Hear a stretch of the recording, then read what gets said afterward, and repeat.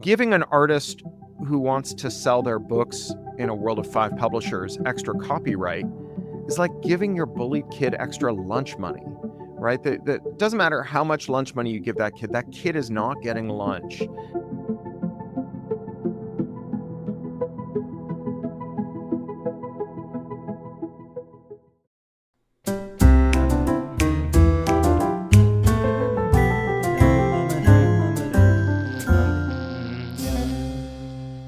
And we are here today with Cory Doctorow, who is the author, along with Rebecca Giblin, who is a law professor at the University of Melbourne, of a fantastic recent book, Chokepoint Capitalism, which is a kind of a wide-ranging traversal of all the things that have gone wrong in the creative world through concentration of ownership and abuses of power at the mega corporate level.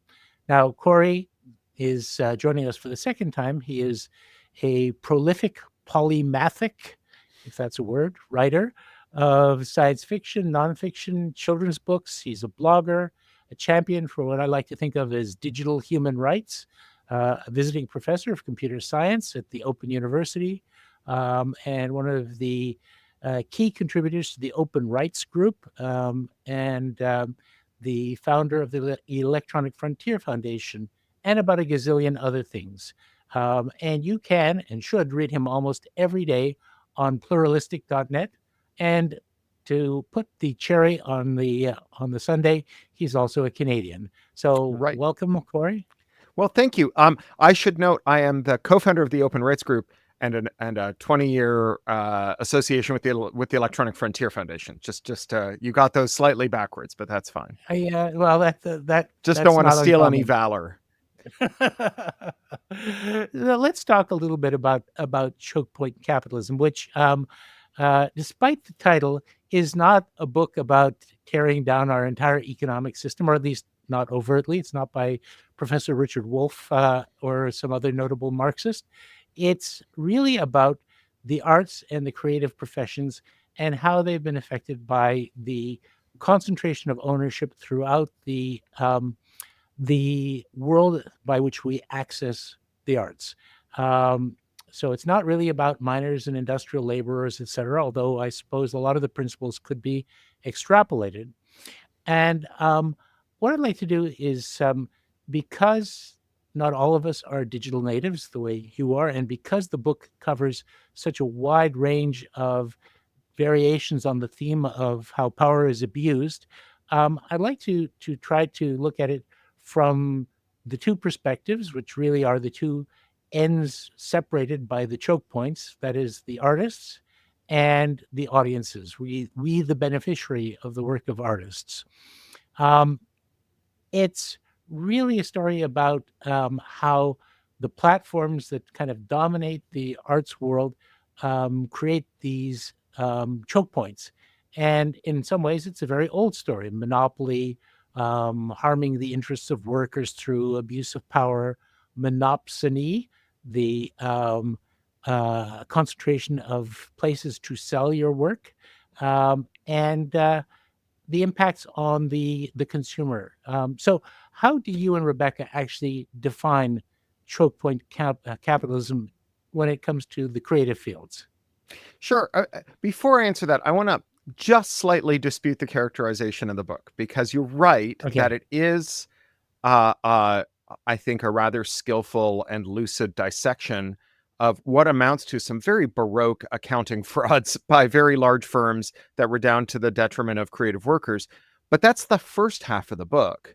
And the second half of the book, which I'm sure we'll get to, but I want to be clear here, the second half of this book is actually what to do about it. They're detailed, technical, shovel-ready policy prescriptions that, just in case you've just tuned in and you're getting the impression that this is one of those chapter 11 books where there's 10 chapters about how bad everything is and 11th chapter that just exhorts you to go vote harder to fix it. That's not what we're about. We are proposing systemic solutions, not things you can do individually, because you're not going to shop your way out of monopoly capitalism any more than you're going to recycle your way out of climate change, but systemic things that the next time someone says something must be done, these are some things that can be done. So that's, I just want to, I know that might be pedantic or I might be getting ahead of your questions, but I really want to make that point clear. In terms of No, like what, it is. It is a bifurcated book, and it does basically rescue us all from a feeling of pervasive gloom and doom. You yes, know, one of the things that I think is a real risk in dealing with this kind of world is that we find ourselves in the Roald Dahl world of Matilda, where Arthur Wormwood says to her, "I'm right, you're wrong. I'm big, you're small, and there's nothing you can do about it." Right. yeah, So yeah, that kind of that's not nihilistic, yeah, council of despair. I got no time for it. I'm an right. Right. activist. I have hope, if not optimism. I think if we materially improve our circumstances, even in small ways, that we might discover new courses of action that were previously obscured, that will improve our circumstances in larger ways, and that there's no point in despair. And the fact that you can't chart a clear path from A to Z doesn't mean that one exists. It just means that life doesn't work like a novel where there's just a kind of clear path through all the adversity of neatly attained objectives that lead to a climax and a denouement where everyone gets a medal from Princess Leia. So that said, uh, Right. what's chokepoint capitalism? Chokepoint capitalism is when firms that dominate their sector gather audiences for creative work, or more broadly, customers for a product or service inside some kind of fortress. So maybe they have figured out how to coerce people into not leaving. Maybe they figured out how to tempt them into not leaving. Maybe they have technological mechanisms that allow them to prevent third parties from opening up the walled garden. Maybe they have legal arrangements that allow them to wield the power of the state against people who would free the hostages they've taken. But through some means, and we can dig into how those work, and again, they're very Baroque scams, but they're important. Through some means, you get the audience locked up. And so then you're a creator, and you say you're a writer. There's 5 major publishers left in the world. Or maybe you're a musician. There's 3 major record labels left in the world. Or you might be a filmmaker with 4 major studios left in the world. Or, you might want to do advertising supported media with 2 major ad brokers that control nearly all the advertising. And to get through to that audience, you have to accept whatever terms these major firms are offering. They have a choke point and they control it. And the reason this matters in respect of the creative industries in a way that is slightly different to the way that it relates to other industries, because like Uber is a choke point industry. People want to drive, people want rides. Uber sits in the middle and extracts rent from them, does nothing.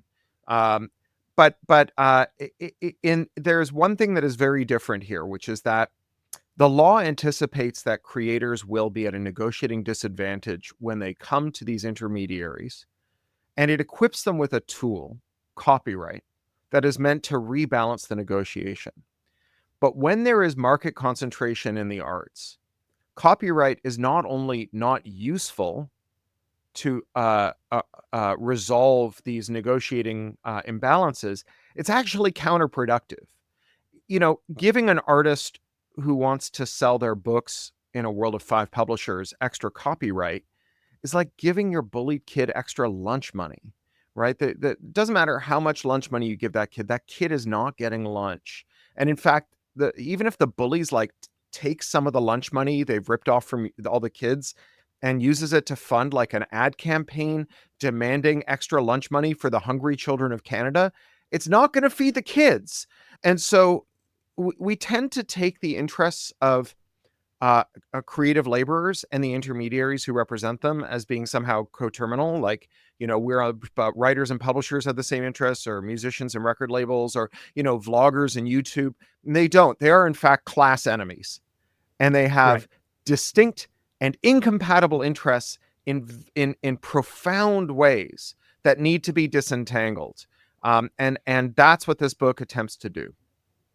Right. And I really take the point about copyright because over the past 40 years, we've seen copyright extended, right? The so-called Sonny Bono Copyright Extension Act, which was basically the Save Mickey Mouse from becoming public domain act.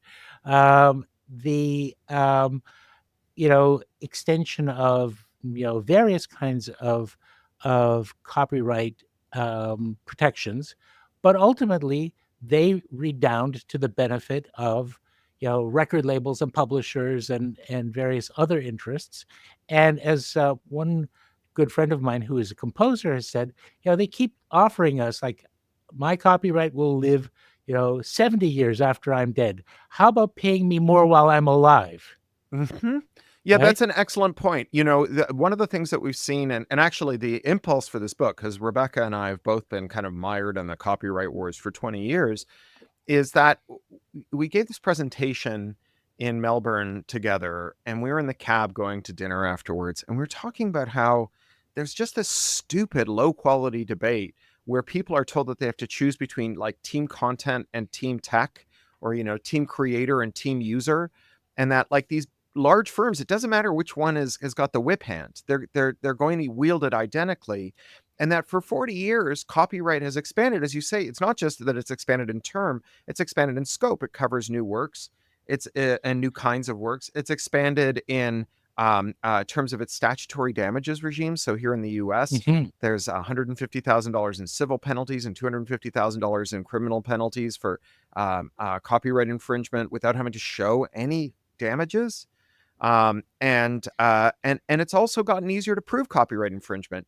And it is indeed the case that over those years, the entertainment sector has gotten larger and more profitable, but at the same time, the share of the revenues from those profits that go to creators, both real terms and proportionally, has fallen. And so, I think that like this demands a reckoning, right? If you find yourself at the bottom of a hole, you got to stop digging, right? Let's Mm. try something else because it's not working. Yeah, exactly. And again, just not to harp too much on the extension of copyright term, but those copyrights typically don't end up, in the with the descendants of the creators. They end up in the hands of large corporations, which means that given that they've got a revenue stream from innumerable works that may last for decades and decades, their incentive to invest in the development of new talent is actually less, because those investments are risky, whereas proven earners that they can basically sit on and clip the coupons for the next 50 or 100 years, that's basically low risk money. Just sit there and collect the rents. So that's true, and beyond that, if you're a firm that has gathered a bunch of these long-lived copyrights into your portfolio, so there's three labels that control 70% of all recorded music, and they own the three publishers that control 60% of all compositions.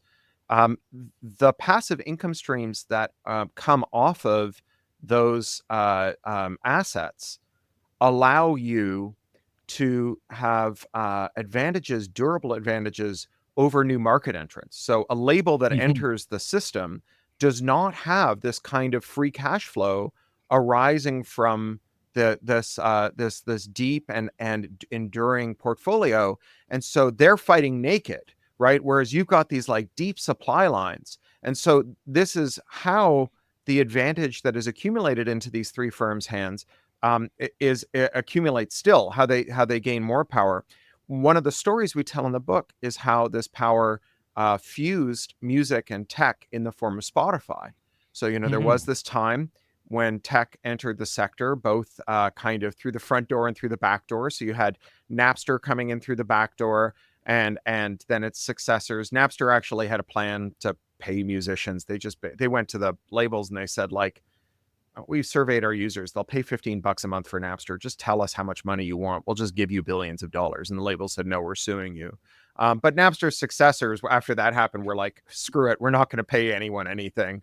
And Right. so you had Nutella and so on. So there was that through the back door. But then through the front door, there were all of these new innovative services that were popping up, Pandora and Last.fm and so on, even YouTube. And they offered superior terms to the terms that were being offered by the record labels, which wasn't hard. I mean, the Beatles deal, their initial deal, had them splitting 1 penny per LP, but not the whole penny, only 85% of the penny, because 15% went to like breakage and marketing.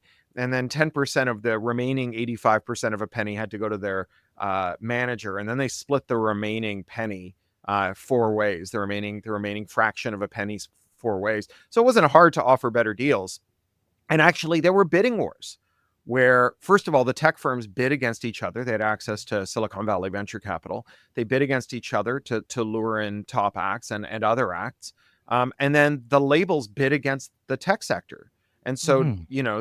the royalty rose and rose.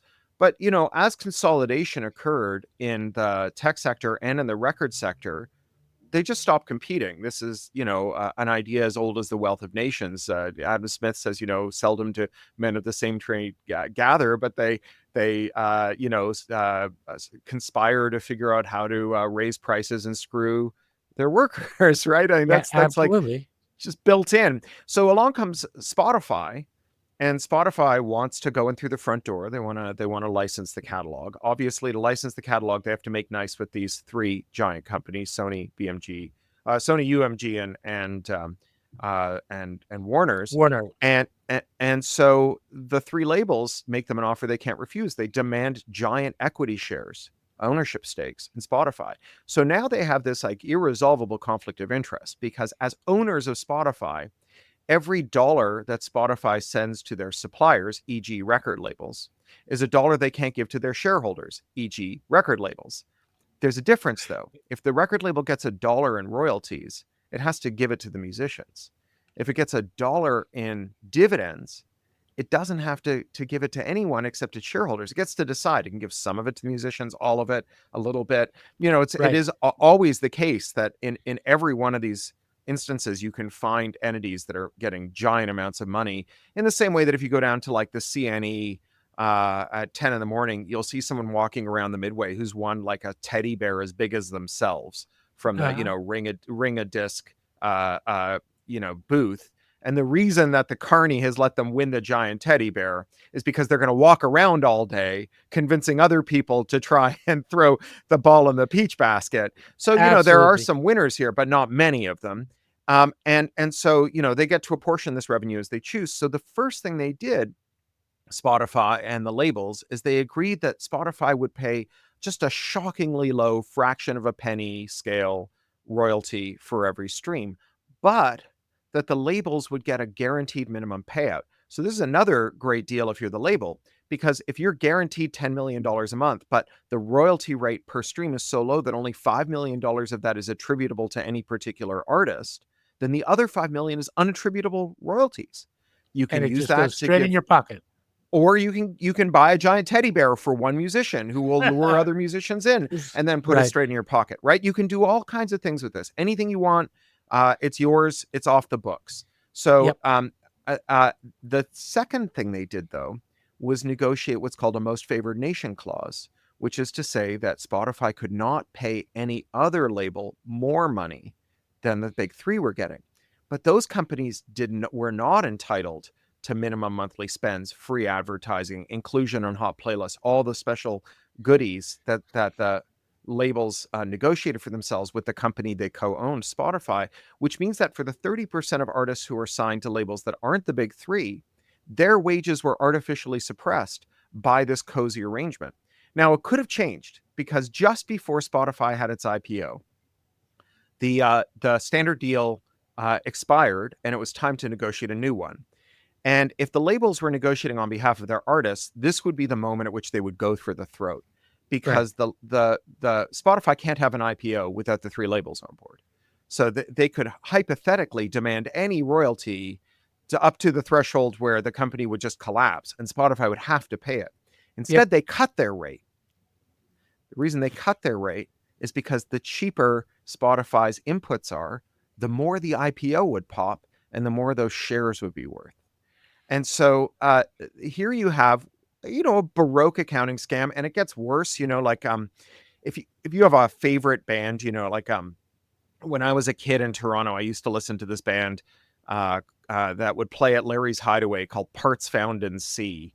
That Uh-huh. was this like weird little, sort of proto goth band. If you listen to Parts Found in C all day, every day for a month and give Spotify $15 for the privilege, Parts Found in C doesn't necessarily see a penny of it, because Mm-hmm. what Spotify is doing is adding up all of the streams that were listened to for, say, Sony, remitting that money, and then Sony apportions it based on the total number of streams listened to, not based on what each subscriber paid to listen to, which Yep. means that Parts Found and C might never see any money from Spotify. And so all of these baroque scams just add up to the system where the record labels giant catalogs of recorded music that didn't expire for 70 years let them structure the future of the industry, which let them shift the surpluses from their labor force to their shareholders, and also let them structure the way that other entities would do business as well. So we have in music effectively a planned economy, but it's not Mm-hmm. planned by a culture minister, and it's not planned by a bureaucrat. It's planned by the people in the boardrooms at Sony, Universal, and Warner's. Right. And you've kind of anticipated part of the direction I want to go in, because one of the things that the book does quite brilliantly is it looks at, each of the major platforms or business areas. But I'd like to sort of turn it around a little bit from the point of view of both the artist and the audience, because the impacts kind of cut across the different platforms depending on which you are. So I'm going to do a little role playing now, um, so I'm a young aspiring punk rocker, because what else would I be? Of Um, course. and I write my own material, Yeah. and I want to record it and get my songs published, and I want to get other people to cover them, and I want them to be heard by as many people as possible. And I might actually have some physical products, because that still is about 15 or 20% of the market. And who can afford to throw away that? So there will be actual CDs and even LPs that could be sold over the one and only platform that's out there. And that will be a springboard to touring, fame, and success, so that I can, basically keep myself in, a lifetime supply of, surgical metal piercings and so on. Uh, so, so how do these various choke points basically not conspire, but converge to screw me over? Sure. Well, I mean, I think that at every level there's problems. So, for example, your compositions are going to be handled by a rights society, a collecting society, and each nation has its own collecting society. They don't share any infrastructure, so each one hand codes all of the all the people who are owed royalties in their own way. And often they claim that they can't find obscure artists like Beyonce to give them the money that they're owed.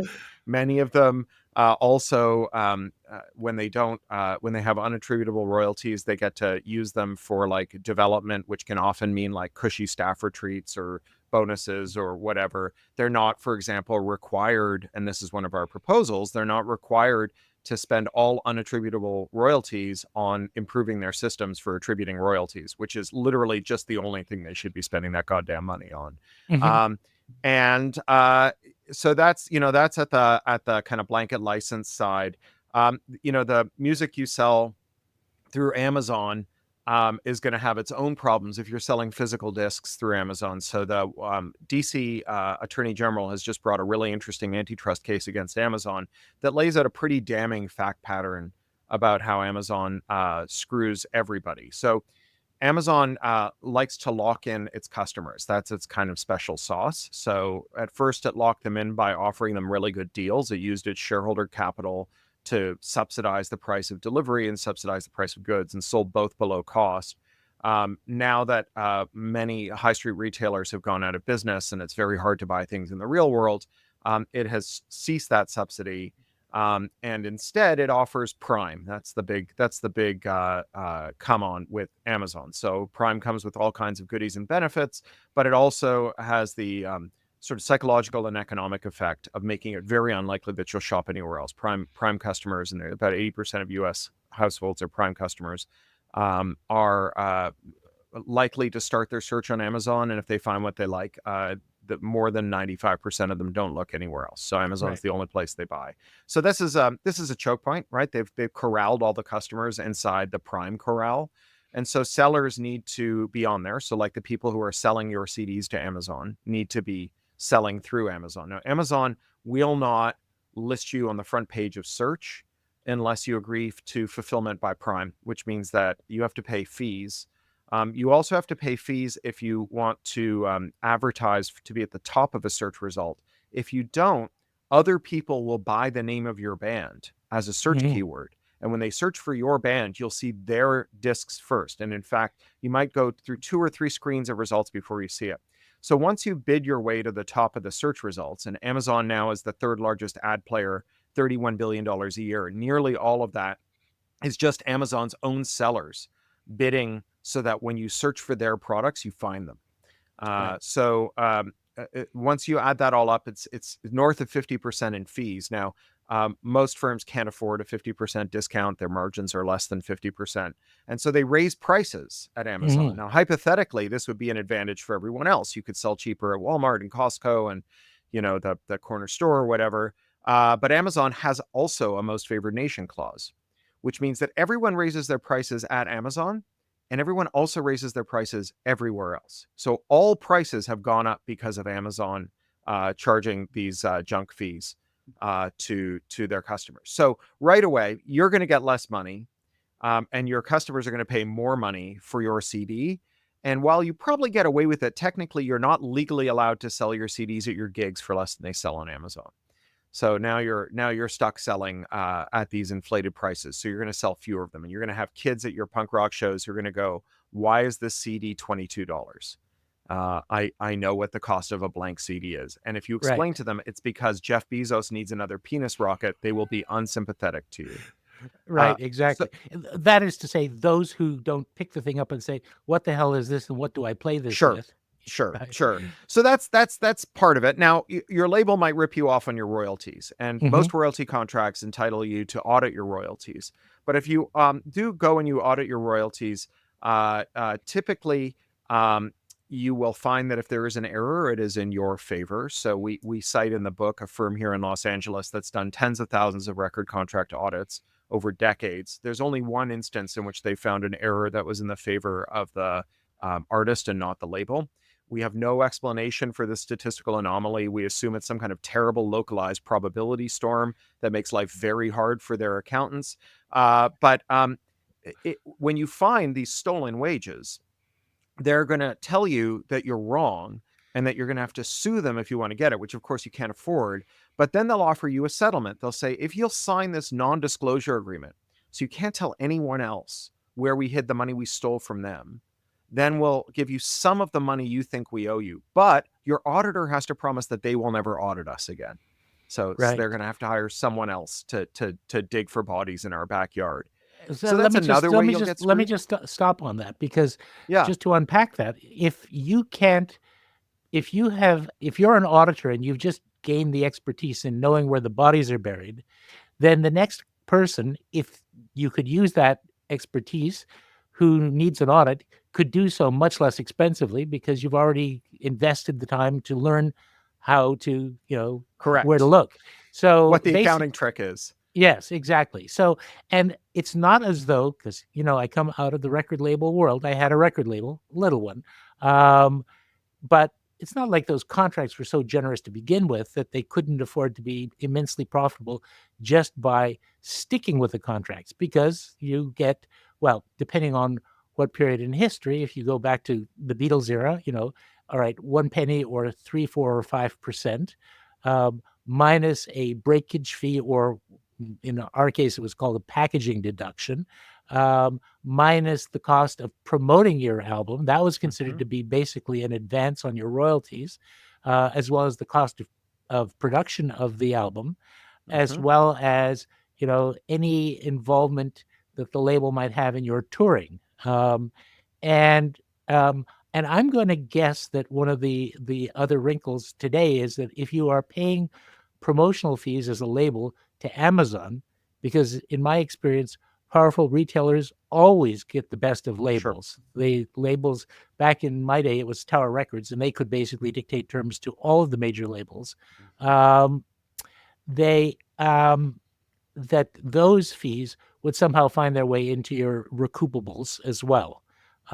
So you're already behind the eight ball, Sure. and though that lifetime supply of of piercings seems very, very Yeah. far away, Well, right? Even if they were not cooking the books.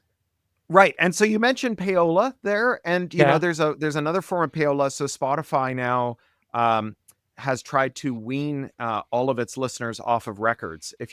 You'll notice that if you try to search for an album, you generally don't find it. What you find is a playlist. The Hmm. thing about playlists is that they're non-replicable. If you quit Spotify, the playlist doesn't come with you.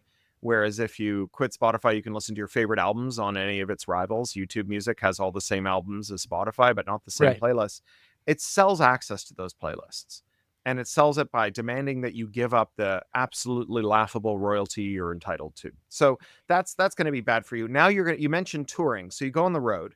So there used to be two big ticketing companies. They had gobbled up all of their rivals, Ticketron and Ticketmaster. And 20 years ago, they were unwisely allowed to merge and take 90% of the ticketing market. And then another company, Live Nation, that controlled every significant venue that you might tour in, all the stadiums, all the major clubs, and also use that advantage to lock up the exclusive right to book all of the largest acts, merged with Ticketmaster. And so now you have a single firm that's 90% of the ticketing, every significant club, and the exclusive touring rights to most of the major acts in America. And they're just dirty as hell. Hmm. So CBC did a great investigation. They went and looked at a conference that Ticketmaster throws every year, where they invite touts who resell tickets. There's a kind of slur that's used that I'm not going to use here. It's an anti-indigenous slur that's used to describe reselling tickets. So they invite these people to a conference where they celebrate the fact that these people work with Spotify, or work with Ticketmaster, collude with them to buy all of the tickets the moment they go on sale, and then Hmm. relist them in a secondary marketplace that Ticketmaster owns. So these first sales, these initial sales, go for a fraction of what the final sales go for. That's the bit that the artist gets their commission out of. And then they're sold again at 10 or 20 or 30 times that rate in a secondary market that Ticketmaster controls. In the case of like BTS, there was just a ticket that Ticketmaster flogged in its secondary market for $100,000. Came with the right to dance on stage with the band. There were front row floors, and so BTS doesn't get that $100,000. BTS No. gets the whatever, maybe it was $300 that ticket cost, and then the $99,700 that it sells for in the secondary market. Over and above that price, that's what the commission is based on, and that commission is split with the person who ran the bot that got the ticket from Ticketmaster. So Ticketmaster claims that they are solving the ticketing problem, and that they are four square against these bots, but they're actually colluding with the people who run the bots. The bots are coming from inside the house.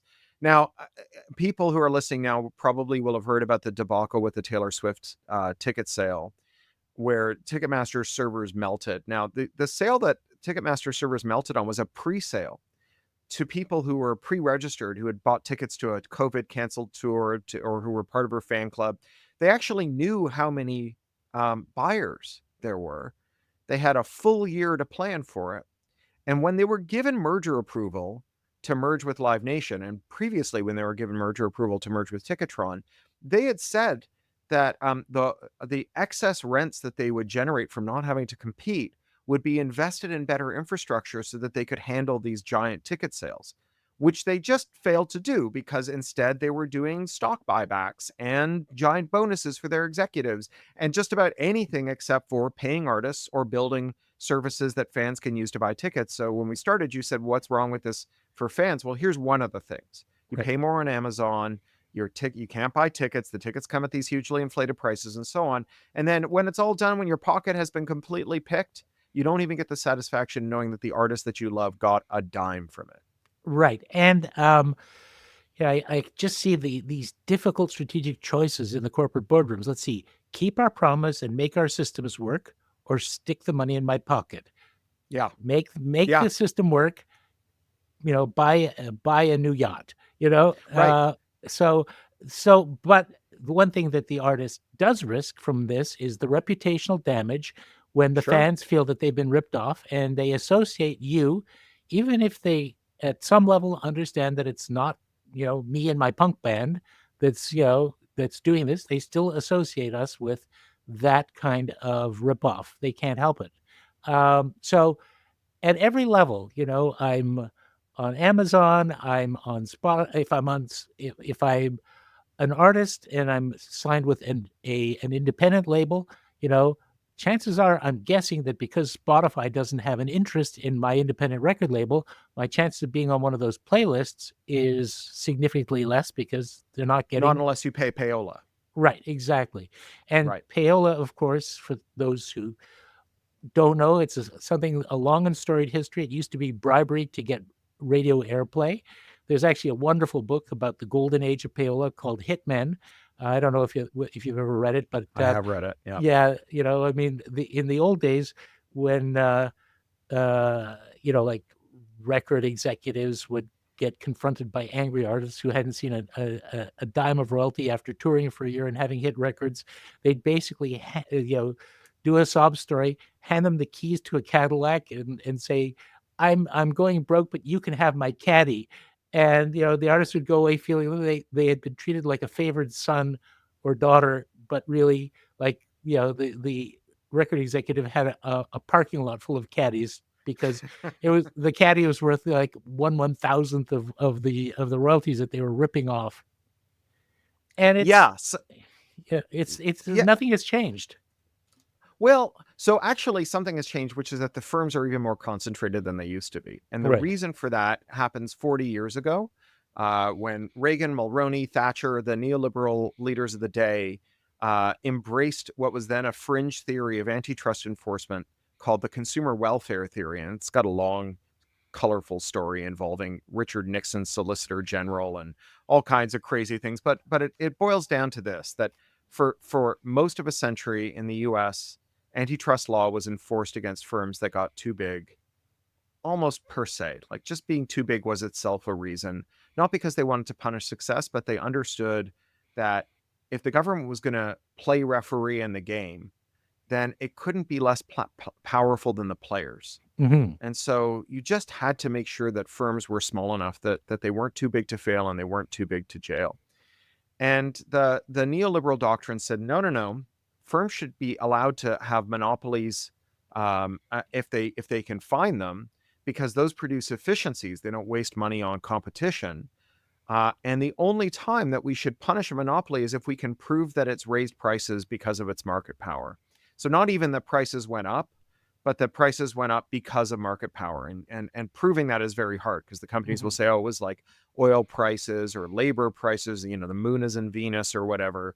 And especially when like an industry has got like two or three companies, if you're in Canada and paying attention to the Telus Rogers merger, you'll have Yep. seen this.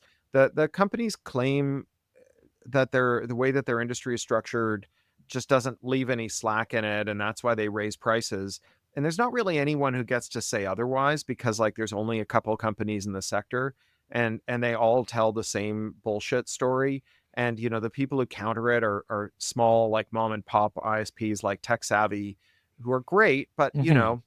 Rogers says, well, what does Tech Savvy know about the cost basis for a national network? They're just like they use these essential facilities deals to provide DSL in a couple of big cities. Like they have no idea. They're not qualified to speak on this. We're the only ones qualified to speak on it. And so what that essentially boils down to is just total forbearance for monopolies. Just let Mm-hmm. monopolies form, let them rip. And here we are, right? That three record labels and two ad brokers and one ebook store, they didn't come out of nowhere. That Yep. this is the result of forbearance for mergers and for predatory conduct, like below market pricing and most favored nation deals and the abuse of non-competes and so on. And it's Right. not limited to the arts, which is one of the points that we make in this book, is that artists aren't going to fix this because like we're just not powerful enough. But if we make coalition with everyone else who is chafing under monopoly corporate power, like there's one company in the world that makes all the glasses you've ever heard of. Doesn't matter what Right. brand you're wearing, whether it's Bausch and Lomb or Dolce and Gabbana or Coach or Oliver Peoples or Oakley. They're all one company. It's called Essilor. Luxottica Essilor. Right. Yeah, and they own every retailer, Sears Optical, Target Optical, Lens Gross. Crafters, Sunglass Hut, all one company. They also probably insure your glasses. Your eye insurance is probably IMED. They're the largest insurer in the world. They make more than 50% of all the optical lenses in the world. And they've Right. raised the price of glasses 1,000% in a decade. And they did it through predatory acquisitions. And so, there are so many different people who chafe under this power. One company makes all the saline bags for all the medical uses in North America. They moved to Puerto Rico because it doesn't charge them income tax. And then Hurricane Maria wiped them out. There was no goddamn surgical saline for a month, right? Right. Right. People are suffering under this in 100 ways. And But the it's arts only are by making common cause that we solve it. right. But the arts are a great case study because A, they're visible, even if they're not powerful. And second of all, as I think you described them as the canary in the coal mine, but also as, especially in North America, as we've moved away from a manufacturing economy to an intangibly based economy, the arts are sort of the peak, the pinnacle of the intangible world, right? Right. We deal and truck in ideas. Okay, so we've let me get back. Arguably, I would say finance is even more intangible, except they don't get the shitty end of the stick the way artists do. Well, yeah, the thing is that arts may be intangible, but at least they're real. And a lot of finance is Yeah, at best indeed. notional. Yeah. Okay, so we dealt with the young musician. And by the way, for those of you who wonder how this affects you, you're the parents, and he's never moving out of your basement because of all of this. Okay. And also because of house inflation and wage stagnation and Yeah. the fact that your defined benefits pension was replaced with a market pension, which means you're going to have to liquidate all of your assets for long-term care when you get old, which will leave him with nothing. And he's going to have to hang around and wipe your ass because you're not going to be able to afford to pay for home care. Uh, Well, you know, well, now we know all of why. that. Now we know why governments are promising to invest in infrastructure, because we need more bridges for people to live under. We do, in fact, need more bridges, but we also need more houses. That's true. And Okay. not on the goddamn green belt, though. Right. Exactly. You you may live in LA, but you're absolutely on top of the pulse of what's happening on the Canadian side of the border. That's for sure. So Okay. the Fords are so stupid that like the stupid just kind of like radiates. It's like the blast of a nuclear bomb. Like you can see it from thousands of miles away. It's like the radioactive traces from Fukushima washing up on the west coast. Like I am still the Doug Ford regime is so bad that it's almost impossible to miss. You would have to hide from it. And so it goes. All right. I've now been a punk musician. I'm now a screenwriter, and I'm writing for films and TV. Right. What happens to me in this So new highly concentrated world? well, let's talk about what happened and then what happened afterwards, because it's Okay. a happy story. It's a good So story. yeah, we do have five studios, which is quite a choke point. But even more of a choke point was consolidation in the talent agencies. They went through an orgy of anti-competitive mergers and acquisitions, resulting in four major talent agencies, two of which were owned by private equity firms that had loaded them up with a bunch of debt and were required to vastly increase their profits in order to service that debt. And so the way that they did that was they took an old practice, something called packaging, and they supercharged it. And so the way that packaging works is that a agency goes to a studio and says, right, you're making a TV show. We're going to package you a director, a writer, and a star. And we will take a fee from you. And then they turn around to that talent and they say, we're not even going to take our usual 10% because we made it up out of the packaging fee. Obviously, this sets up some kind of conflict of interest. They might not bargain as hard for you if they're not commissioned. But as I understand it, in the 50s, this was not a big deal. But under the tender administrations of the Big Four, it became a very big deal. What started to happen in the golden age of television is that incomes began to decline very steeply for anyone who was signed to these Big Four agencies, which was everyone, because they had the town sewn up. So you had showrunners who were getting a look at the books and realizing that the normal 90-10 split, where they got 90% of the revenue and the agency got 10, had become a 10-90 split, where they were getting 10% of the money that was being paid for the writer, and their agents were pocketing 90%. And the agencies weren't happy with that. They were building studios, and they were going to negotiate with themselves for their clients' work. And this is obviously untenable. And so the writers in Hollywood are organized under the Writers Guild. In fact, the Writers Guild across America are organized under the Writers Guild. They're in the East Coast, the Writers Guild East, and here it's Writers Guild West. And the two unions got together and they demanded that the agencies sign a code of conduct that required them to issue these packaging fees and bargain as fiduciaries for their clients, and to divest themselves of studios and not set up these conflicts of interest that are irresolvable. And all four of the major studios balked. And on one day, 7,000 screenwriters, every unionized writer who could work in the closed shops, fired their agent in one day. And then they ground out a 22-month strike against these agencies, these all-powerful agencies. And the guy who led that strike, who ran the union then, he was our interlocutor at our launch here in Hollywood at the big library in Beverly Hills. And he showed up and he said, when we started, we thought the agencies had all the power because every job we got came from them. But we realized they only had the power because we gave it to them. Like, you can make movies without agents. Right. You can't make movies without writers. Yep.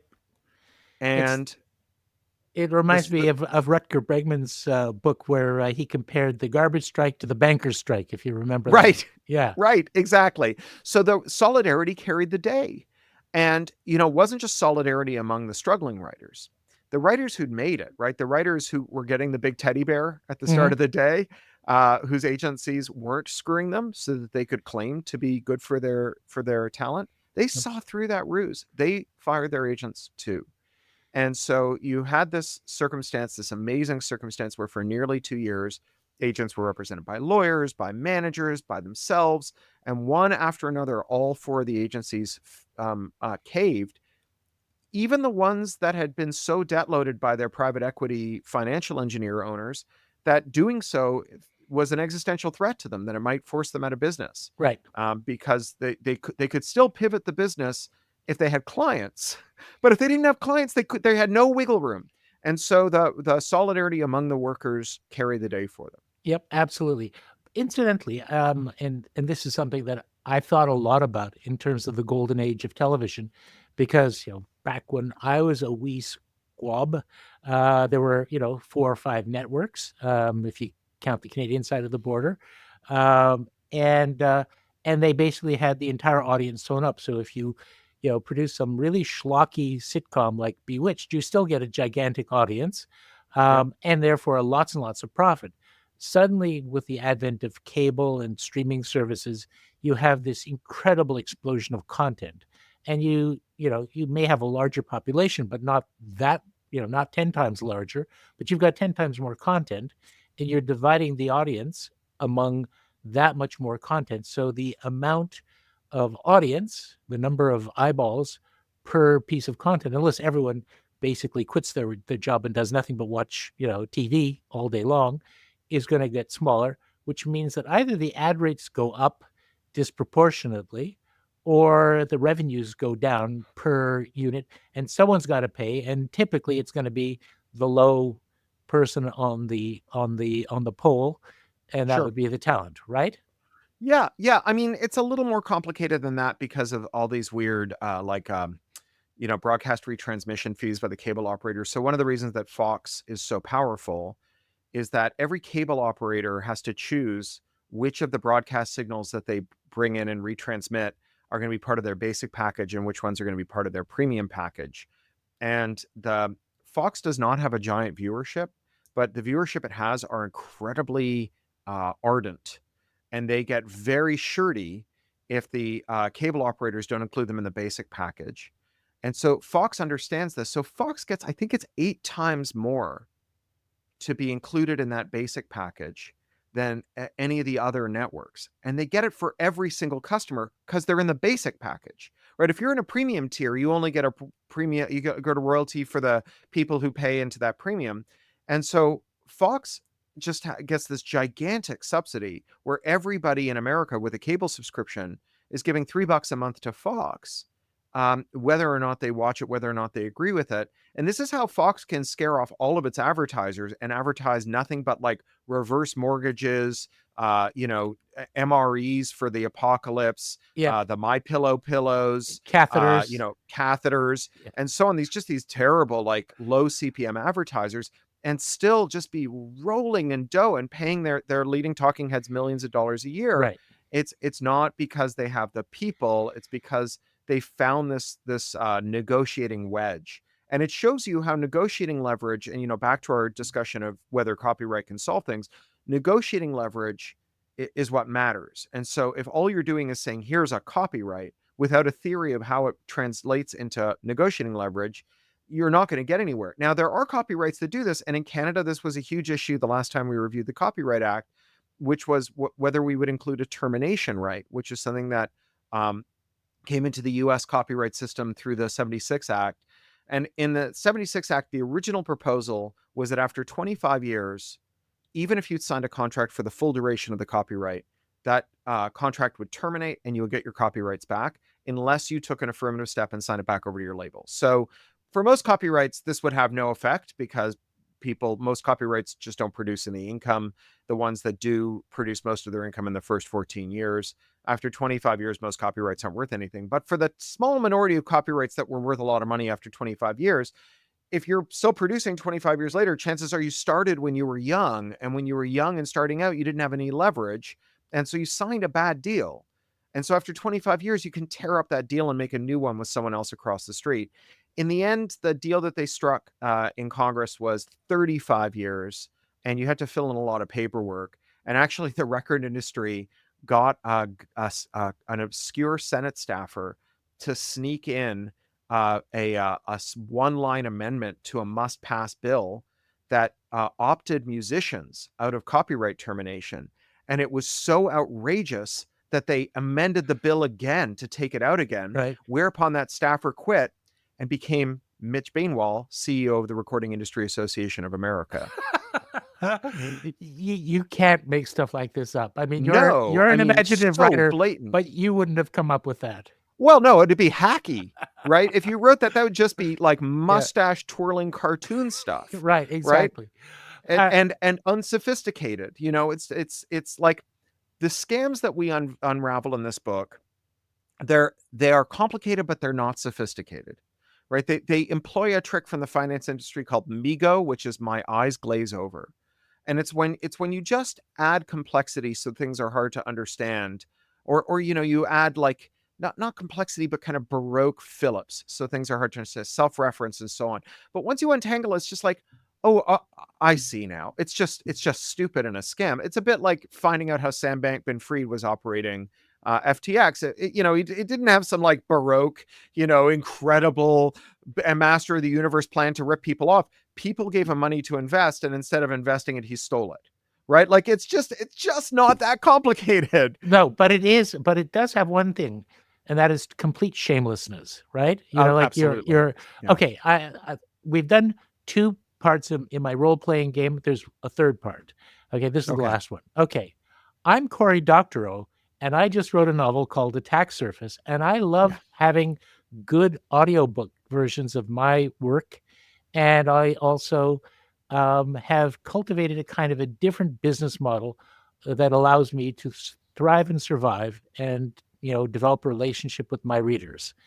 All right, Yeah. let's do Sure. the audiobook first, and then Yeah.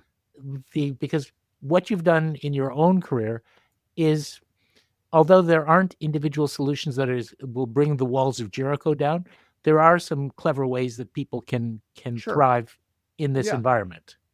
Yeah. So I will not allow my work to be released with what's called digital rights management on it. This is an encryption scheme that you need to have the keys for to unlock, and so Audible sells you an audiobook. It's encrypted with Audible's keys, and only the players that Audible permits can decrypt it and play it. And under a U.S. law from 1998, the Digital Millennium Copyright Act, it's against the law to give someone a tool to remove this wrapper, so you can move an audiobook or any other DRM locked media to another platform. So you could format shift your CDs and you could format shift your records, but you can't format shift your digital files. If I give you a tool to do that, it's a felony punishable by a 5-year prison sentence and a $500,000 fine. And this is bad in the U.S., although it was passed in 1998, when I think that the people involved will claim retrospectively that they just didn't understand how important digital technology would be. To Canada's enduring shame, we passed our version of this in 2012 at the behest of Tony Clement and James Moore. Mm-hmm. Although this was bipartisan, because before the Tories tried to pass it, the Liberals tried to pass it in the person of Sam Bolte. And these laws mean that if I sell you an audiobook on Audible, it is permanently locked to Audible. You can't leave Audible without leaving behind all the books that you bought, which means that I can't leave Audible for someone who'll give me more money, because there's no way you're going to leave Audible and follow me there. Which means that Right. every dollar that I earn from Audible is weakens my bargaining leverage against Audible and makes things worse for me. And I saw that coming from day one. The other publishers did not, and now Audible has 90% of the market, and all of those books are locked forever to Amazon's platform. You, as the rights holder, as the publisher, you can't authorize a listener to take their audiobook somewhere else. Only Amazon can do it, and Amazon's never going to do it. And so you have all this stock locked to them, and they use that power to abuse their writers in all kinds of ways. So they operate this independent platform called ACX, where if you're like an indie writer or a small publisher, you can use ACX to locate a narrator or upload your own narration of a book and then sell it through Audible alongside the other books. And in theory, there's nothing wrong with this. That's really cool.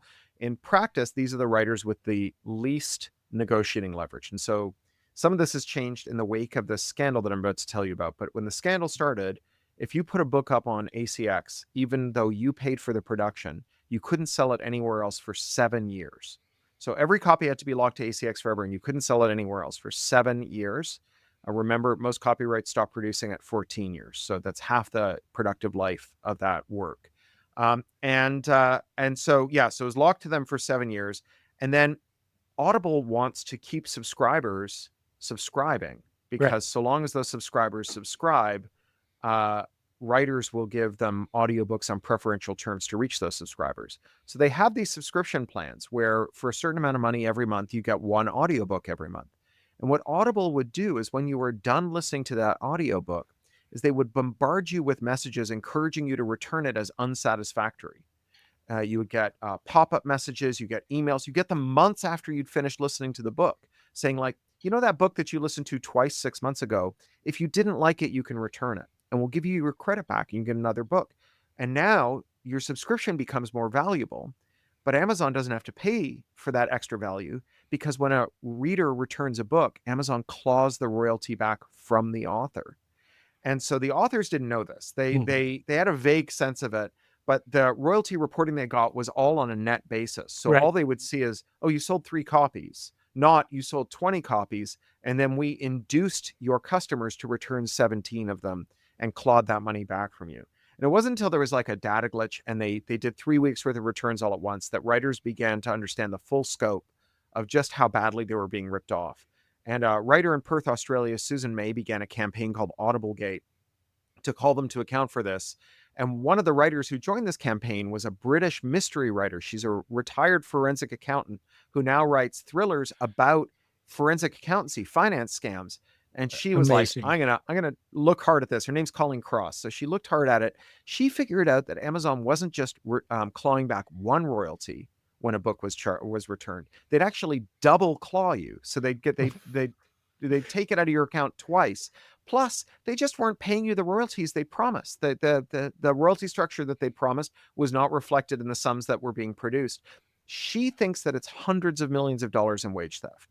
Well, So long before I knew this scam was going on, I understood that it was not to my advantage to get locked into Audible and let Audible gain the whip hand over me. So I just refused to let my books be sold on Audible. My publishers all understood this. And after a few not hugely successful attempts to sell them on the smaller platforms, they just gave up and let me keep my audiobooks. And there's an interesting reason why the books don't sell on smaller platforms, which is that there's another choke point, which is Android iOS, Android Apple. And the Android Apple choke point extracts a 30% tax on every sale. Now, the gross margin on an audiobook is 20%. That means that if you sell an audiobook through an app on Google or iOS, you lose money, which is why the only stores that you can buy audiobooks through that come as an app are come from Apple and Google.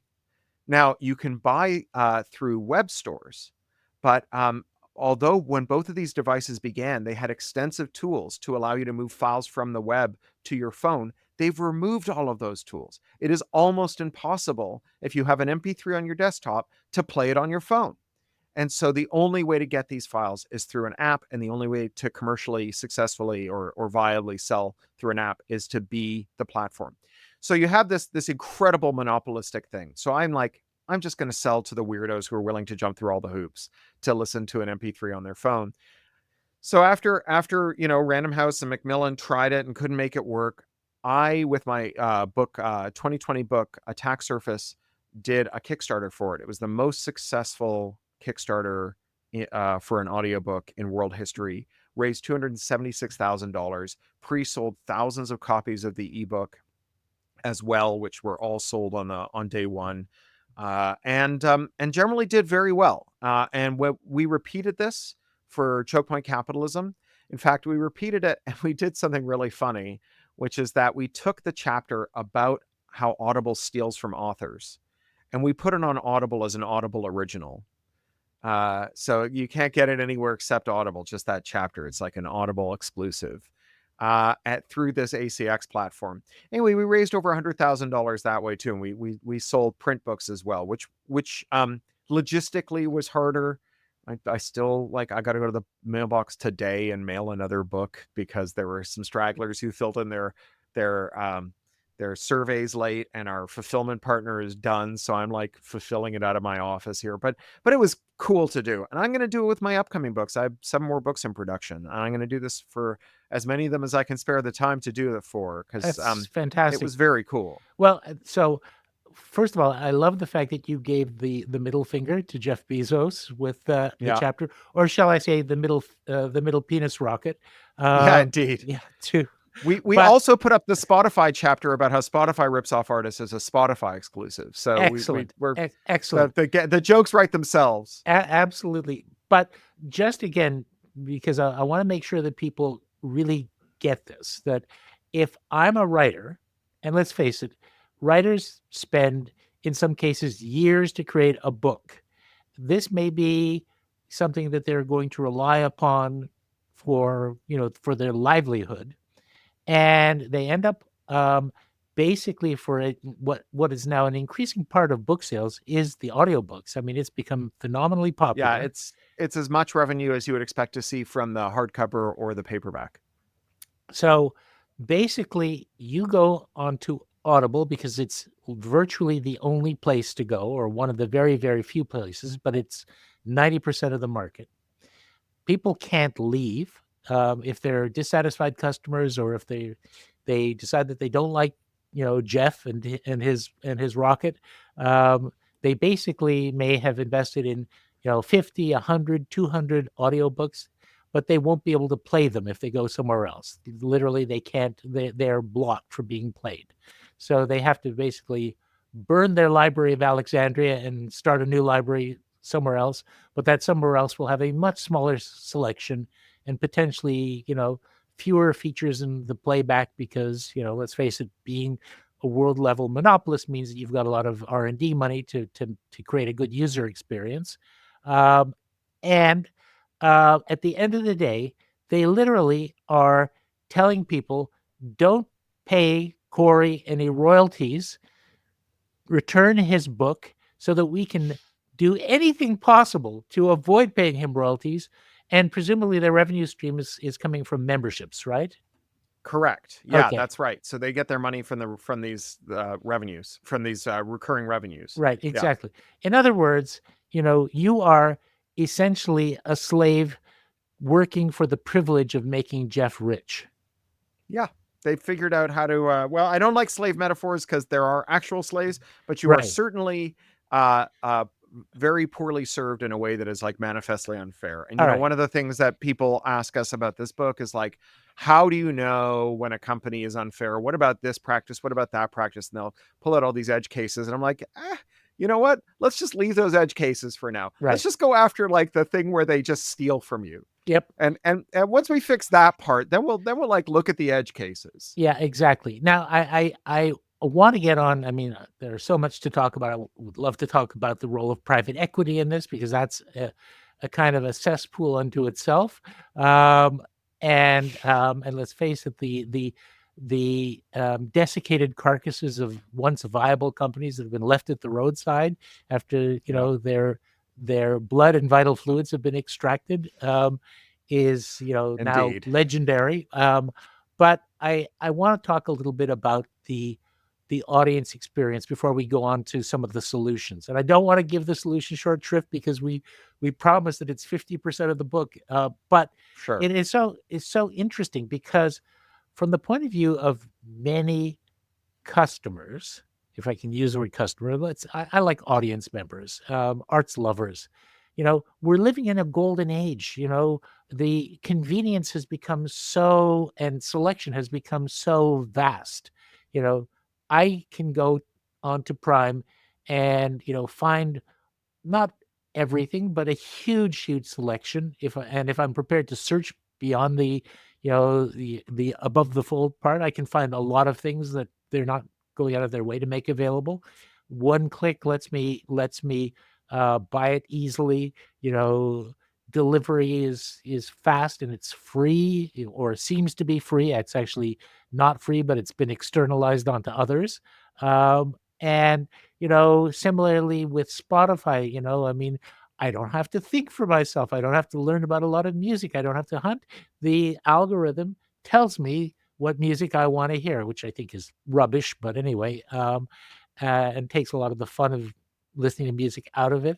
But there is a kind of a toxic side to convenience, um, in the sense that, it makes us complicit in harming a lot of other people, including the artists who we claim to love, who we want to see rewarded fairly, but it doesn't feel that way because all we're doing is giving into an impulse and pressing the one click button, and um, and prices, well, they may be a little less low, but they're still relatively low. So if you, in other words, this makes us as audience members complicit in doing a lot of bad Hmm. things, and keeps it invisible to us that we're part of that complicity.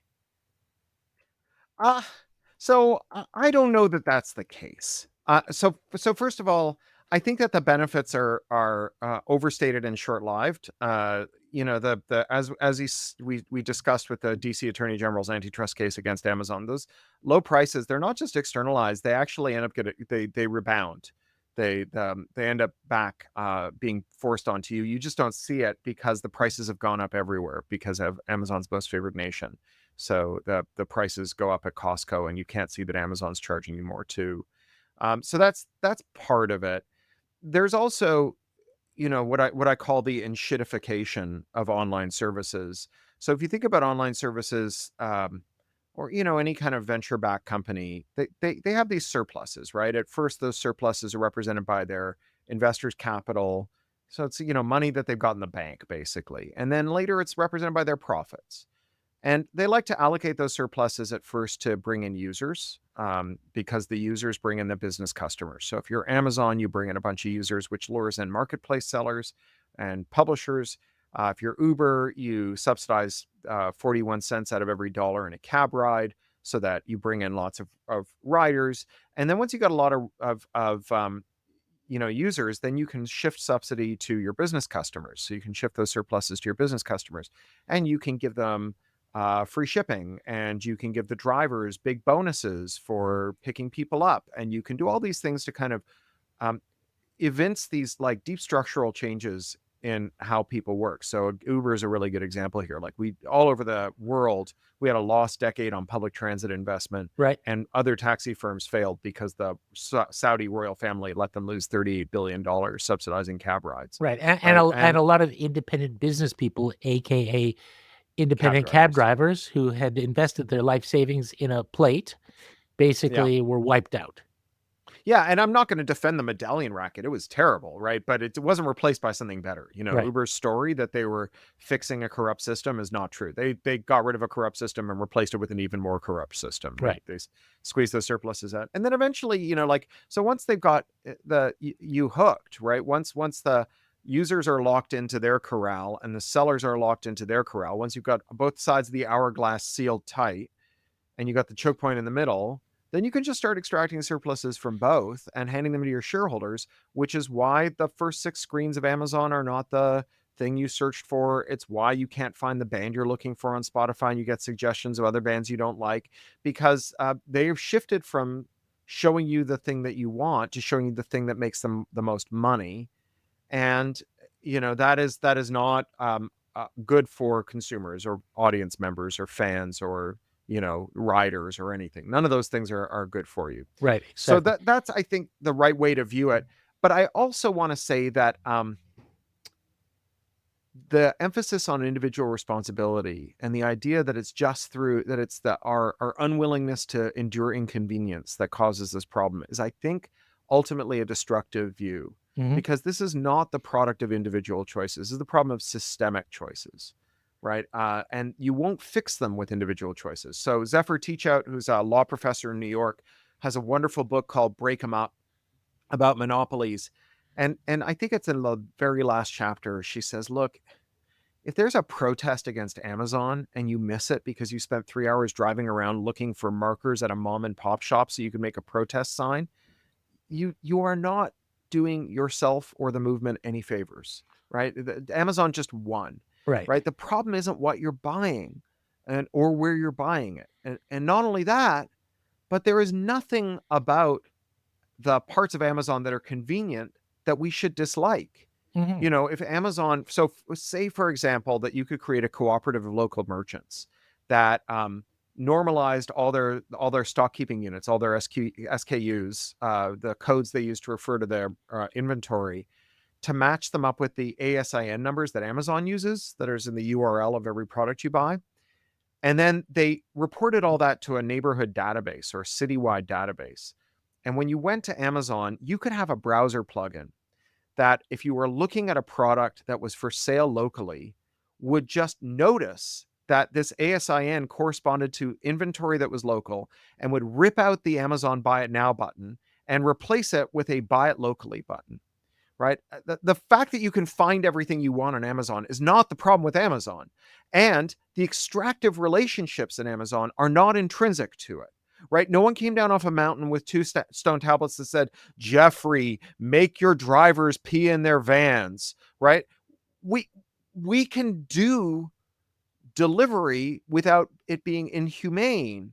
That the inhumane part is fully separable in the same way that, like, Facebook doesn't have to spy on you, right? Facebook was the privacy forward alternative to MySpace when it opened up to non-university students in 2006. And it legitimately was. They promised they would never mine your data. Everyone forgets this, right? So can you run Facebook without surveillance?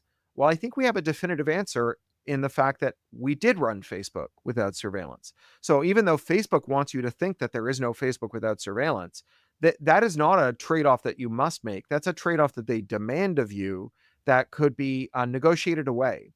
And I'm not going to say that the problem is that we want more time to spend with our families or that we are working 3 jobs and we don't have time to run all over town and get things. I'm going to say that the problem is that our lives have been arranged so that we all have to work 3 jobs. We don't have enough time to spend with our families, and the convenient places to buy things are incredibly extractive and abusive, not because they have to be, but because their owners chose to make them that way. Exactly. And I didn't mean to suggest that, we're bad human beings, but simply that the systems, the way they are set up, are very seductive. And it's part Yeah. of how they've managed to grow and become so monopolistic, as well as their, predatory practices and their, untrammeled acquisitions and all the rest of it, their stifling of competition.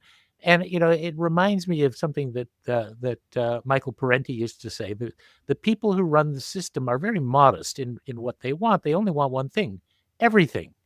So if there's more that you can extract, and it involves compromising people's privacy, go for it. If you can create locks that keep people, as your customers and make it hard for them to leave, go for it, because it gets you more, more, and more, and then some more on top of more. Um, anyway, that's the problem. And, we haven't even touched on antitrust. I'm astonished that the Biden administration, which, let's face it, is not the pinnacle of progressivism, somehow seems to be that way when it comes to antitrust, and has actually, you know, appointed people who are, taking Mm-hmm. real proactive measures. But antitrust alone isn't going to do it. There are Nope. other systemic changes, and that is a nice way of shifting to the other 50% of the book, which I hope we'll be able to not give short shrift to. But now that we've kind of explored the problem, and and how it affects both creators, who are basically being ground down and prevented from enjoying the fruits of their labors, and to some extent, we um, as the lovers and purchasers and enjoyers of the art, who are paying higher prices and being, deceptively prevented from having all the selection that it appears that we have, but it's not real. Um, there are policy answers, and there are not individual actions but collective actions that can help Mm-hmm. turn the tide. And can you run through a few of those for us? Yeah. So I mentioned one already, which is this contracts issue with non-disclosure. One of the strange things about monopoly is that all of the contracts are signed in 4 states, Hmm. because all the companies are headquartered in 4 states: California, New York, Seattle, Washington because of Amazon and the games companies, and Tennessee because of Nashville. So contract is a matter of state law. If we amend the state contract law with a short bill that says, as a matter of public policy, non-disclosure cannot be enforced where it pertains to material omissions or misstatements in royalty statements, then, like, at the stroke of a pen, you put more money in people's pockets than 40 years of copyright term extension ever did. It's like a crack in the machine that you can stick a pry bar and wheel it around, and money pours out of it and into artists' pockets all over the world, because all of their contracts are consummated in those 4 states. In the European Union, the Digital Single Markets Directive in 2019, which was a mixed bag and had some very bad things, had one amazing thing, which was a transparency right. And not like sort of an anodyne, like kumbaya transparency, Hmm. but just the right to know specifically, how were your royalties calculated? How much revenue did your work generate? What share was held back? What was the gross sale of your work? Just so you can see, right? So you can know whether you've been ripped off. Um, and also in the European Union, the Digital Markets Act requires the largest firms to have interoperability. So Apple has just, well, they haven't announced, but they've just leaked the fact that they are going to offer alternate app stores for their mobile platform. Now, the devil's in the details, but to comply with the regulation, they're not going to be able to force their payment processing on those other app stores, which means that if you're an iPhone user, you're going to be able to get your apps from someone other than Apple, Hmm. and they don't have to charge a 30% app tax to the app makers that are in that app store, which means that maybe we'll get more than one audiobook store for Right, right. iOS. Interoperability basically means things are portable, right? You can go Yeah, elsewhere. wearing Yeah, two. right, It's the idea that the person who sells you your shoes doesn't get to tell you which socks you have to wear with them. right. Right? That's interoperability. It's like you can use any forks with any knives to eat off any plate, and you can put any condiment you want on the side of that plate. The vendor doesn't get to decide. The fact that Apple, for now, I guess 15 years, has had the position that if you buy a pocket computer from them, you surrender the right to decide which software runs on it, is frankly bizarre and aberrant and shouldn't be the case. Same with video game consoles. Mm-hmm. It's really actually fascinating because the entire ethos of Apple seems to be telling the customer, we know what's right and what's best for you. You know, if you if you just happen to like having a headphone jack built into your phone, well, tough. We know better. The thing is that sometimes they do it with your interest in heart, Yeah. but not always, right? So, this is something that's called the feudal security model by the security researcher Bruce Schneier, although a historian reader of mine wrote to me and said it's not really feudalism, it's manorialism because no one has to raise an army. That's the defining feature of feudalism. So in this feudal manorial security, there are you out there in the world, there are marauding bandits, identity thieves and Yeah. trolls and denial of service people and whatever. And if you want to be defended from them, you can move into a fortress that's been built by a warlord like Apple or Facebook or Google. And they have these mercenaries, these security experts who stand on their battlements and defend you from the bandits, which is great, but they won't defend you from the warlord. And Right. so when the warlord decides that your interests and theirs diverge, that fortress becomes a prison. So if you're an Apple user, generally speaking, they do a pretty good job of making sure that there are no malicious apps in the device and that your privacy is respected, except in China, where they removed all of the privacy tools and put backdoors in their cloud servers and got rid of the features that were allowing Chinese users to anonymously organize demonstrations with AirDrop, Mm. because not because they don't like Chinese people, but because they can't afford to piss off the Chinese government, because then they would lose access to 350 million middle class Chinese consumers and equally, or if not more, number of low wage Chinese laborers. And then they wouldn't be able to make or sell their phones. And so one of the things that interoperability does is it changes the equilibrium, right? So when a firm is like, we could make more money by screwing over our users in this way, and if we don't think they're going to leave, if we think the switching costs are so high, if we think they have to leave behind so much when they go, surrender their media they've bought, surrender their email address, surrender all these things that are important to them, then we can actually abuse them a lot before they leave. But if users can go, then firms have to treat them well, not because they're good people, but because they understand the consequences of being bad people. Right. And that's, again, a big piece of the story that I guess it's sort of the what I call the Hotel California effect. You think you can Sure. check out, but you can never leave. Or the Roach Motel. Right. Your data checks in, but it never checks out. Right.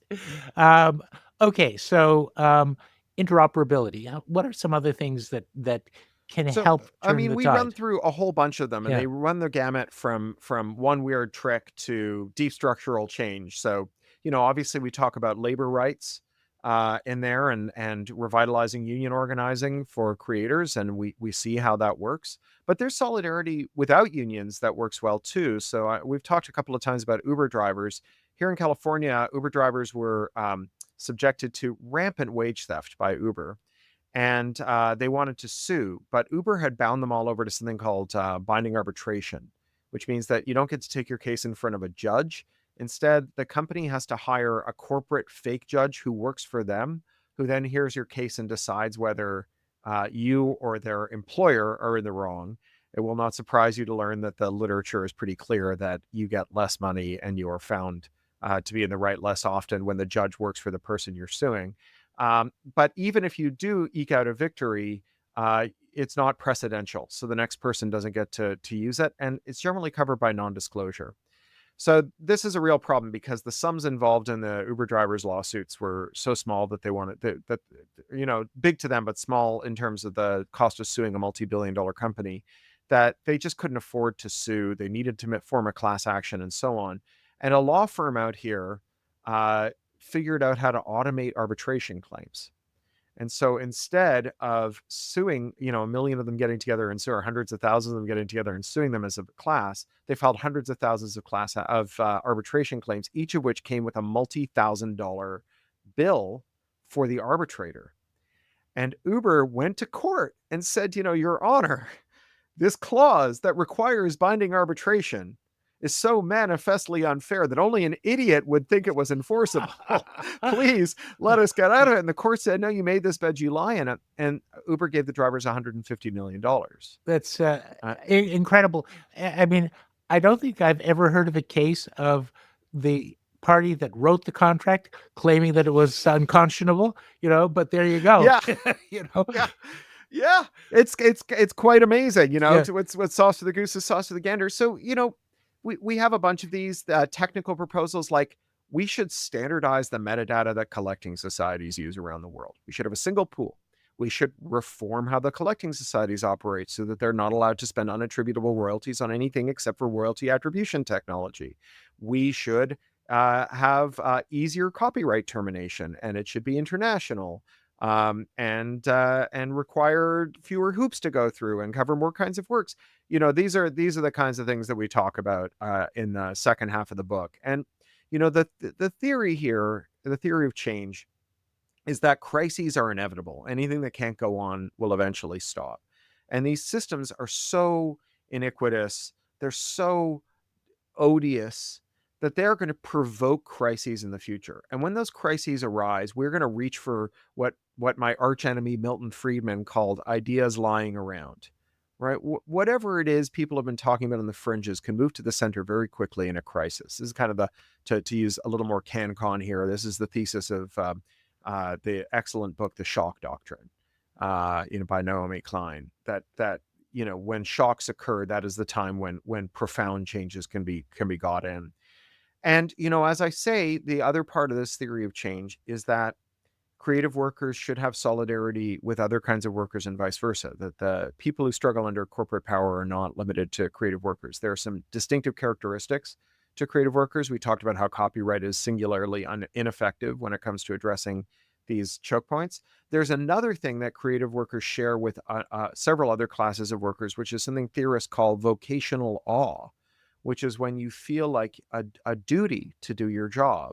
And this is something that teachers and daycare workers and elder care workers, nurses, doctors, they all share.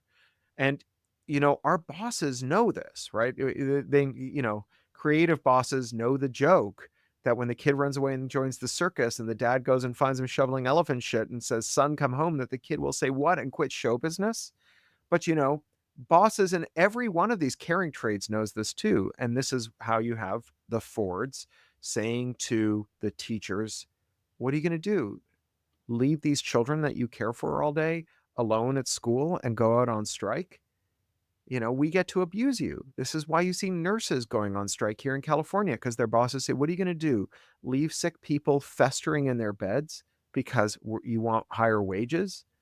And it is only through solidarity that we overcome the vocational law, which is due, right? It is justified to feel pride and duty, but it's only through solidarity that we overcome the abuse of this, the exploitation of it.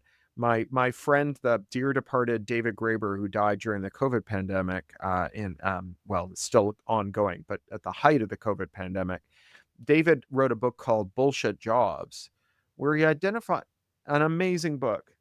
And he identifies this problem, or this pathology, that so many jobs are so empty and soulless that if you have a job that gives meaning to your life, you're expected to charge a discount for it.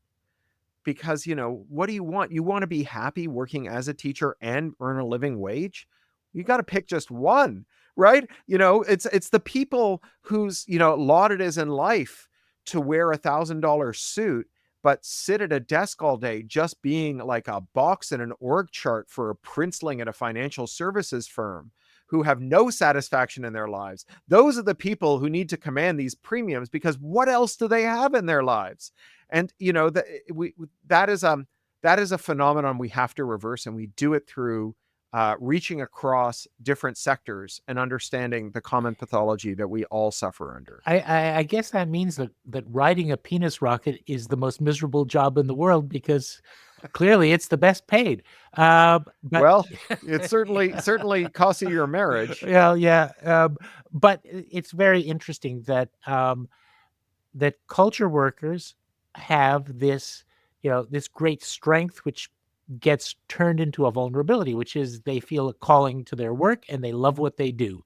Also, they have the vulnerability that many of them have solitary work. To be a writer is spending a lot of time in front of a Sure. screen with a keyboard, which tends to work against building those linkages of that foster solidarity and collective action.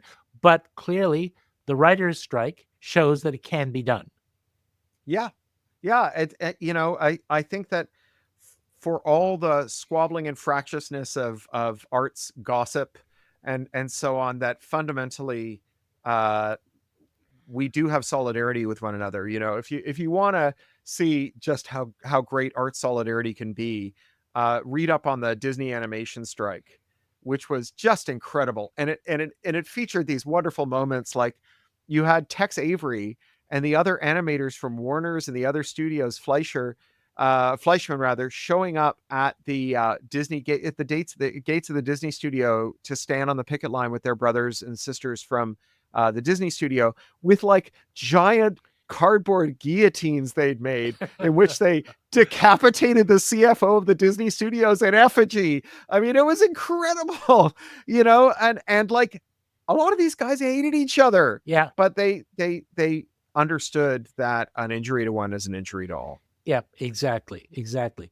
Now, this is not to say that that there isn't an important role for antitrust as well, and we seem to be, after all these years of this idiotic view that the only thing that counts in terms of antitrust is consumer prices, as if you know you can't create costs that are externalized, so that it creates the impression that that just because it doesn't come out of one person's pocket, it isn't still a real cost, or that there aren't other legitimate interests, like people who want to start small businesses who get crushed, or innovative ideas that get stifled because they get bought up by monopolistic companies, and that holds all of society. I mean, these are such obvious principles that you think, how did Robert Bork manage to graduate from law school, let alone become a judge? You know, I mean, Well, he didn't get confirmed to the Supreme Court, so yeah, there is that. yeah, That's where the term borked comes from. If you've ever used the term borked to describe something that's gone very bad, yeah, it refers to his disastrous confirmation hearings for the Supreme Court. yeah. But sadly, we don't have the Coney Barretted example.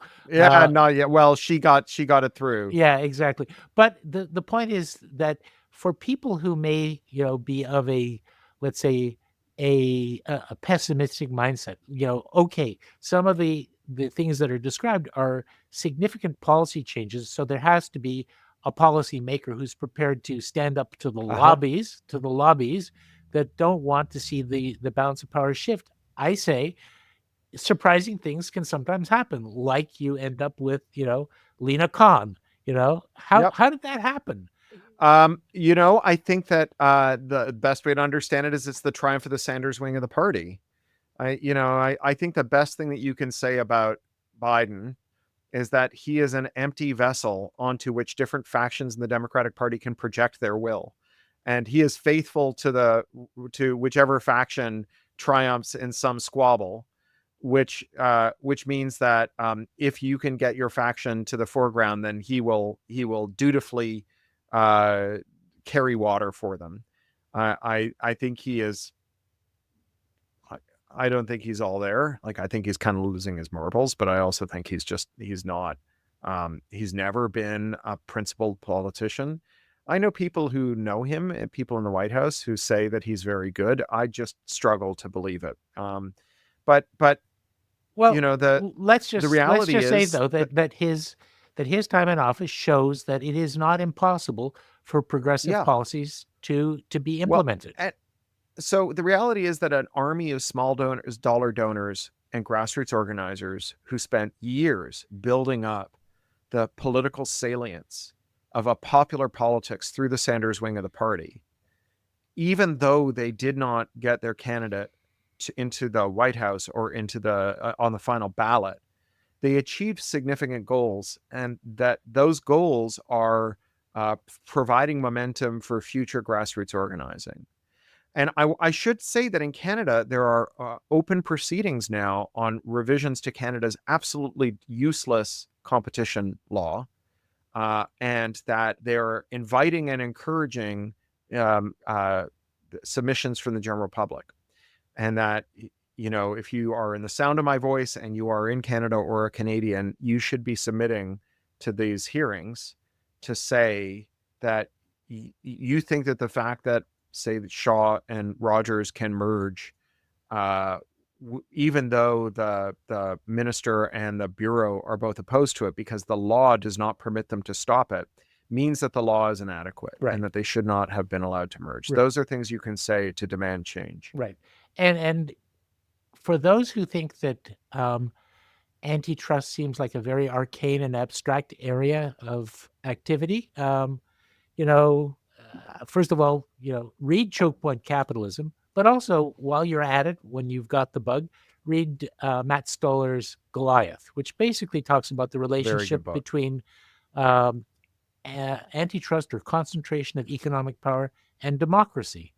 Because, Yep. I've often felt that, the American Revolution was in part fought over taxation without representation, but we now have a situation where an analog to taxation is completely privatized. You have to pay Yep. this every month in order to be part of society. Pay the app tax. Right, pay the Yep. app tax.